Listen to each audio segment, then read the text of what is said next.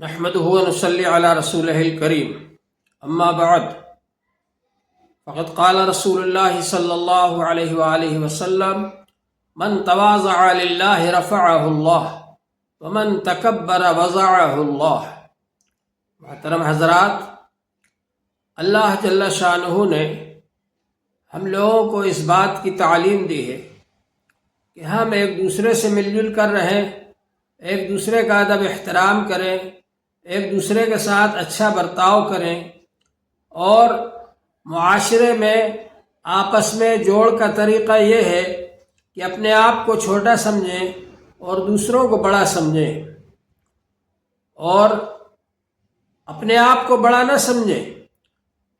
اپنے آپ کو اگر بڑا سمجھیں گے اور دوسروں کو حقیر سمجھیں گے تو اس سے معاشرے میں جوڑ نہیں ہوگا، معاشرے میں توڑ پیدا ہوگا، اختلاف پیدا ہوگا۔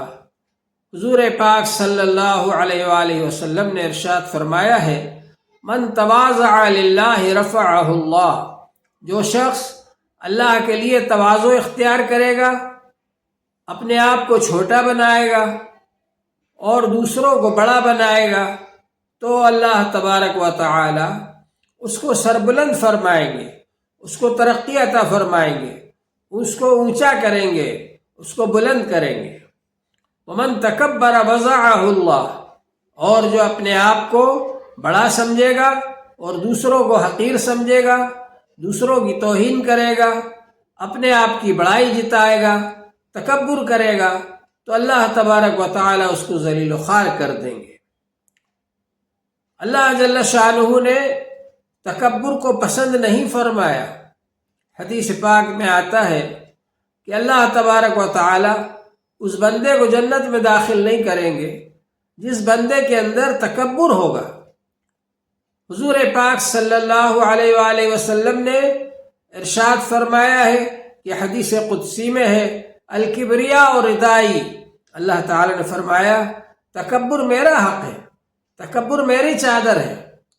کسی کو یہ حق نہیں کہ وہ اپنے آپ کو بڑا بتلائے، اس لیے کہ بڑا تو اللہ تعالی ہے۔ اللہ تعالیٰ اپنے آپ کو بڑا کہے تو وہ سچ ہے، حق ہے، لیکن دوسرا جو بڑا نہیں ہے وہ اپنے آپ کو بڑا کہے تو ظاہر بات ہے کہ یہ جھوٹ ہے اور یہ تکبر ہے، اور دوسروں کو حقیر سمجھنا، ان کی توہین کرنا، ان کو تکلیف پہنچانا، یہ بہت بڑا گناہ ہے۔ حضور پاک صلی اللہ علیہ وآلہ وسلم نے اس سے منع فرمایا۔ قرآن پاک کے اندر اللہ تعالیٰ نے منع فرمایا اور ارشاد فرمایا زمین پر اکڑ کر نہ چلو، کیونکہ زمین کو نہ تو تم پھاڑ سکتے ہو اور نہ تم پہاڑ کے برابر بن سکتے ہو۔ اپنی اونچائی، پہاڑ جتنا اونچا ہے اتنے تم اونچے نہیں ہو سکتے۔ تو معلوم یہ ہوا کہ اللہ تبارک و تعالی نے ہم لوگوں کو اس بات سے منع کیا کہ کوئی شخص تکبر کرے۔ اللہ جل شانہ نے فرمایا کہ سب انسان برابر ہیں، لا فخر لعربی علی عجمی ولا لعجمی علی عربی ولا لاحمر علی اسود ولا لاسود علی احمر کلکم بنو آدم وآدم من تراب الا بالتقوی۔ تم میں سے کسی کو بڑائی اور فخر کرنے کا حق حاصل نہیں ہے، نہ تو کالے کو گورے پر، نہ گورے کو کالے پر، نہ عرب کے رہنے والے کو عجب کے رہنے والے پر، نہ عجم کے رہنے والے کو عرب کے رہنے والے پر، سوائے تقوی کے۔ تم سب تو آدم علیہ السلام کی اولاد ہو، اور آدم علیہ السلام مٹی سے بنے تھے، تو تقوی جس کے اندر ہے وہ اللہ تعالیٰ کے نزدیک مکرم اور معظم ہے۔ چنانچہ اللہ جل شانہ نے ارشاد فرمایا، یا ایھا الناس انا خلقناکم من ذکر و انثی وجعلناکم شعوبا وقبائل لتعارفوا ان اکرمکم عند اللہ اتقاکم۔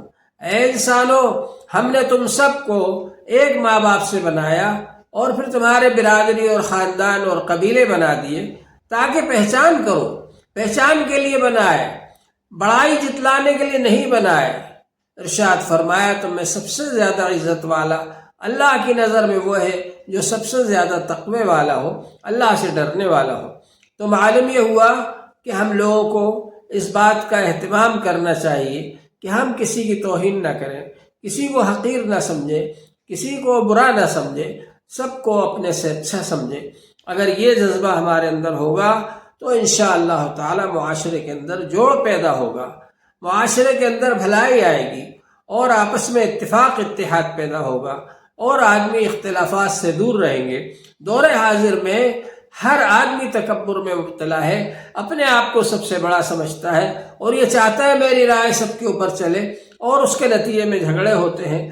چھوٹا بھائی بڑے بھائی کی بات ماننے کو تیار نہیں، بیٹا باپ کی بات ماننے کو تیار نہیں، بیٹی ماں کی بات ماننے کو تیار نہیں، ساس بہو کی بات ماننے کو تیار نہیں، اور حتیٰ کہ استاذ کی بات ماننے کو شاگرد تیار نہیں، اور مرید پیر کی بات ماننے کو تیار نہیں۔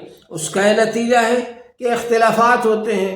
مسلمانوں کا جو بھی کوئی ادارہ بنتا ہے، یا جو بھی کوئی تنظیم بنتی ہے، جو بھی کوئی جماعت اور کمیٹی بنتی ہے، وہ آپس کے لڑائی جھگڑے میں ختم ہو جاتی ہے۔ ہم لوگ اس بات کی کوشش کریں، ہم میں سے ہر ایک اپنے آپ کو چھوٹا سمجھے گا اور دوسروں کو بڑا سمجھے گا۔ جو بڑے ہیں ان کا حق ادا کریں اور ان کے ساتھ اچھا برتاؤ کریں۔ اللہ جل شانہ ہم سب کو اس کی توفیق عطا فرمائے۔ وآخر دعوانا ان الحمد للہ رب العالمین۔